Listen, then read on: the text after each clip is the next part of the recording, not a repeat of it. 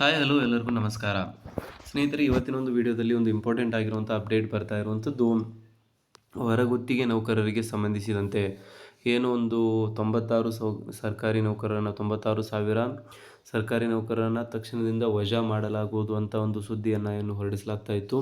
So ಅದಕ್ಕೆ ಸಂಬಂಧಿಸಿದಂತೆ ಸರ್ಕಾರ ಒಂದು ಅಪ್ಡೇಟನ್ನು ಕೊಟ್ಟಿದೆ, ಒಂದು ಕ್ಲಾರಿಫಿಕೇಷನನ್ನು ಕೊಟ್ಟಿರುವಂಥದ್ದು.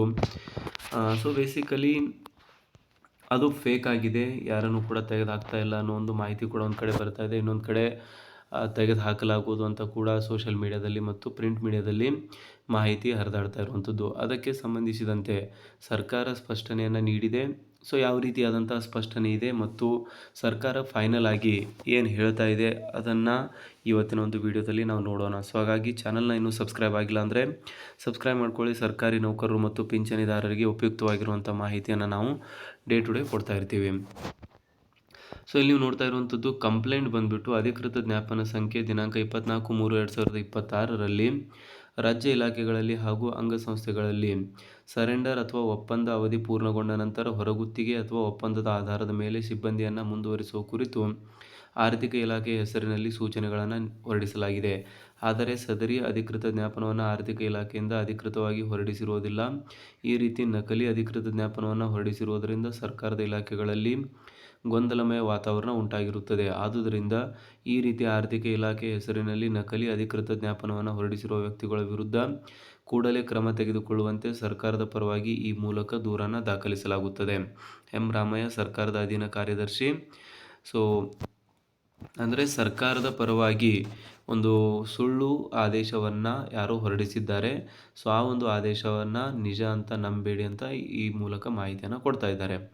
ಸರ್ಕಾರದಲ್ಲಿ ಹೊರಗುತ್ತಿಗೆ ಆಧಾರದ ಸಿಬ್ಬಂದಿಯನ್ನು ಸೇವೆಯಲ್ಲಿ ಮುಂದುವರಿಸುವ ಬಗ್ಗೆ ಆರ್ಥಿಕ ಇಲಾಖೆಯಿಂದ ಹೊರಡಿಸಿರುವಂತೆ ದಿನಾಂಕ 24/3/2026ರಲ್ಲಿ ನಕಲಿ ಅಧಿಕೃತ ಜ್ಞಾಪನವೊಂದನ್ನು ಸೃಷ್ಟಿಸಿ ಸಾಮಾಜಿಕ ಮಾಧ್ಯಮದಲ್ಲಿ ಕೆಲವರು ಹರಿಬಿಟ್ಟಿದ್ದಾರೆ. ಕೆಲವು ದಿನಪತ್ರಿಕೆಗಳು ಸಹ ಆದೇಶದ ನೈಜತೆಯನ್ನು ಪರಿಶೀಲಿಸಿ ದೃಢಪಡಿಸಿಕೊಳ್ಳದೆ ದಿನಪತ್ರಿಕೆಗಳಲ್ಲಿ ಮತ್ತು ಆನ್ಲೈನ್ ಆವೃತ್ತಿಗಳಲ್ಲಿ ಪ್ರಕಟಣೆ ಮಾಡುತ್ತಿರುವುದು ವಿಷಾದನೀಯ. ಇಂತಹ ಯಾವುದೇ ಆದೇಶ ಅಥವಾ ಅಧಿಕೃತ ಜ್ಞಾಪನವನ್ನು ಆರ್ಥಿಕ ಇಲಾಖೆಯಿಂದ ಹೊರಡಿಸಿರುವುದಿಲ್ಲ ಎಂದು ಸ್ಪಷ್ಟಪಡಿಸಿದೆ. ಆದ್ದರಿಂದ ಇಂತಹ ಸುಳ್ಳು ಸುದ್ದಿಗಳನ್ನು ಅಧಿಕೃತ ಮೂಲಗಳಿಂದ ದೃಢಪಡಿಸಿಕೊಳ್ಳದೆ ಪ್ರಕಟಿಸಿದ ಪತ್ರಿಕೆಗಳು ಮತ್ತು ಸುದ್ದಿ ಸಂಸ್ಥೆಗಳು ಕೂಡಲೇ ಸ್ಪಷ್ಟೀಕರಣ ಪ್ರಕಟಿಸುವಂತೆ ಕೋರಿದೆ ಸರ್ಕಾರದ ಅಧೀನ ಕಾರ್ಯದರ್ಶಿ. ಸೊ ಏನಾಗುತ್ತೆ ಅಂದರೆ 96,000 ಸರ್ಕಾರಿ ನೌಕರರನ್ನು ಅಂದರೆ ಕಾಂಟ್ರಾಕ್ಟ್ ಬೇಸ್ಡ್ ನೌಕರರನ್ನು ವಜಾ ಮಾಡಲಾಗುವುದು, ಅವಧಿ ಮುಗಿದಿದೆ ಅಂತ ಹೇಳಲಾಗುತ್ತೆ. ಒಂದು ಕಡೆ ಆ ವಿಷಯ ಬರ್ತಾ ಇದ್ದಂತೆ ಒಂದು ಕಾಂಟ್ರಾಕ್ಟ್ ಬೇಸ್ಡ್ ವರ್ಕರ್ಸ್ ತಮ್ಮ ಒಂದು ಆಕ್ರೋಶವನ್ನು ವ್ಯಕ್ತಪಡಿಸ್ತಾರೆ. ಸೊ ಅವರನ್ನು ಸಮಾಧಾನ ಪಡಿಸೋಕೆ ಅಂತ ಸರ್ಕಾರವೇ ಹೊರಡಿಸಿರುವಂತೆ ಯಾರೋ ಕಿಡಿಗೇಡಿಗಳು ಒಂದು ಆರ್ಥಿಕ ಇಲಾಖೆಯಿಂದ ಹೊರಡಿಸಿರುವಂತೆ ನಕಲಿ ಆದೇಶವನ್ನು ಹೊರಡಿಸಿ ಅವರನ್ನು ಕಂಟಿನ್ಯೂ ಮಾಡಲಾಗುವುದು ಅಥವಾ ಖಾಯಂ ಮಾಡಲಾಗುವುದು ಅಂತ ಒಂದು ಆದೇಶವನ್ನು ಹೊರಡಿಸ್ತಾರೆ. ಬಟ್ ಅದು ನಿಜ ಅಲ್ಲದೇ ಇರುವಂಥ ಒಂದು ಸಂಗತಿಯಾಗಿದ್ದು ಅದನ್ನು ನಂಬಬೇಡಿ ಅಂತ ಸರ್ಕಾರ ಈ ಒಂದು ಆದೇಶವನ್ನು ಹೊರಡಿಸುವ ಮುಖಾಂತರ ಸ್ಪಷ್ಟನೆಯನ್ನು ನೀಡಿದೆ. ಸೊ ಹಾಗಾಗಿ ಹೊರಗುತ್ತಿಗೆ ನೌಕರರನ್ನು ಖಾಯಂಗೊಳಿಸುವಂಥ ಒಂದು ಯಾವುದೇ ವಿಚಾರ ಇಲ್ಲಿವರೆಗೂ ಕೂಡ ಪ್ರಕಟ ಆಗಿಲ್ಲ.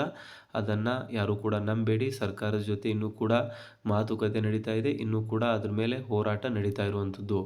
ಸೊ ಈ ಒಂದು ಸ್ಪಷ್ಟನೆಯನ್ನು ಇವತ್ತಿನ ವಿಡಿಯೋದಲ್ಲಿ ದಯವಿಟ್ಟು ಎಲ್ಲರ ಜೊತೆ ಶೇರ್ ಮಾಡಿ, ಚಾನಲ್ನ ಸಬ್ಸ್ಕ್ರೈಬ್ ಮಾಡ್ಕೊಳ್ಳಿ.